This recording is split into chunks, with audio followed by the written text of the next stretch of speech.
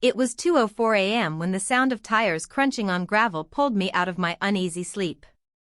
Our driveway was dimly lit by the motion sensor light, and through the blinds, I saw a black Mercedes pull up slowly, the kind of car that didn't belong in our quiet suburban street. My heart tightened when I saw her step out of the passenger side. My wife, Lily. She looked nervous, glancing around before closing the door softly. The man behind the wheel, her boss, Andrew, didn't even try to hide his grin. He leaned over from the driver's seat, said something that made her blush, and for a moment, their hands lingered together through the open window. Then she looked up, straight toward the house, and froze when she saw the living room light flicker on. I didn't move right away. I wanted her to feel that silence. That still, cold, suffocating quiet of being caught. She hesitated on the porch, the keys trembling in her hand, then finally opened the door and stepped in like a stranger walking into someone else's home. Her perfume, that same one I'd given her last Christmas, filled the air as she spoke softly, "You're awake?" I didn't answer. I just looked at her, at the dress slightly wrinkled, her lipstick faded, her hair a little too messy for someone who'd been working late. "I told you I had a client dinner," she said, voice trembling slightly as she set her purse down. It ran late. I didn't speak. I just pointed toward the window, where the Mercedes was still parked, engine idling, Andrew's silhouette faintly visible through the glass.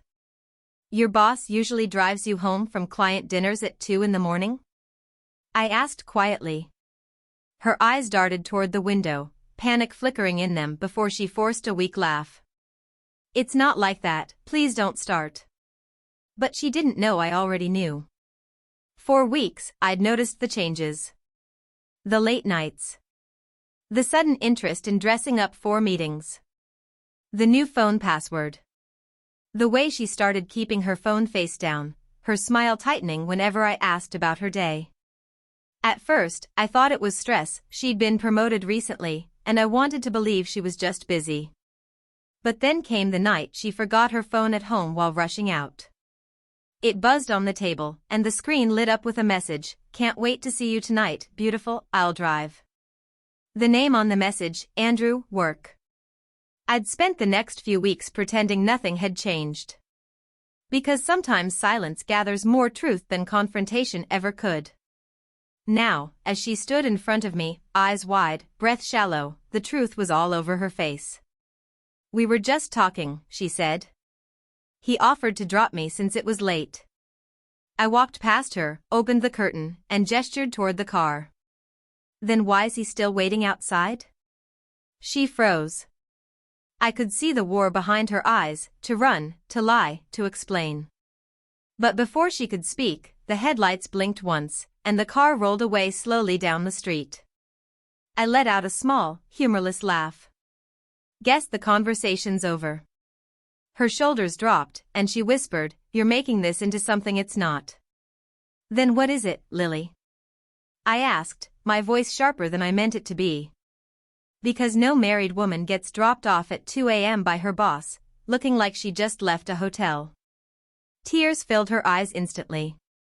"It's not like that, I swear. We were at the lounge with clients.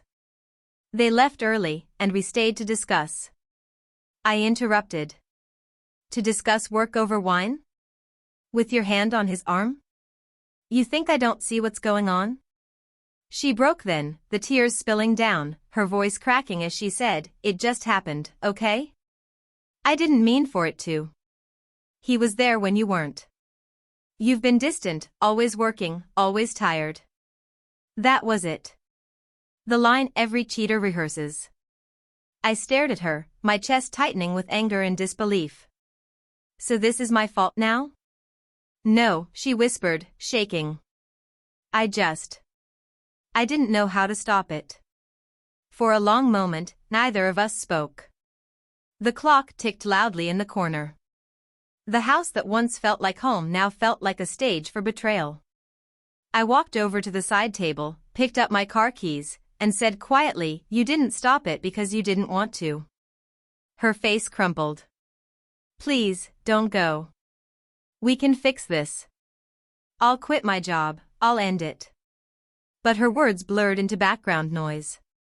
My mind had already left her days ago, maybe even before tonight.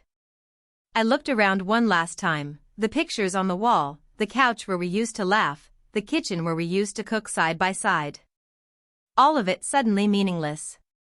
I turned toward her, my voice cold and final. You made your choice when you got in his car. She tried to grab my arm, but I stepped back. Where are you going? She cried.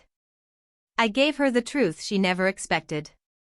Somewhere I don't have to wonder who's dropping you home. I walked out into the night, the sound of her sobs following me to the car. The sky was still dark, but it didn't matter, for the first time in months, I could finally breathe. As I drove past the end of our street, I saw the same black Mercedes parked a block away. Andrew was there, his face pale as he realized I'd seen him. Our eyes met for a second. I didn't shout, didn't honk, didn't even slow down. I just smiled, a small, tired, knowing smile, before turning the corner and disappearing into the darkness. By morning, I was gone. My suitcase packed, my phone turned off. I left a note on the kitchen table, just 6 words, the look on your face said everything. And when she woke up to find the house empty and the bed cold, I hoped she finally understood what those 2 a.m. drives had really cost her, not just trust, not just love, but the one person who would have done anything to keep her safe. She traded loyalty for late-night excitement. And I traded heartbreak for freedom. That's how it ended. Without shouting. Without closure. Just the sound of a car leaving, and a woman realizing too late that she'd lost everything.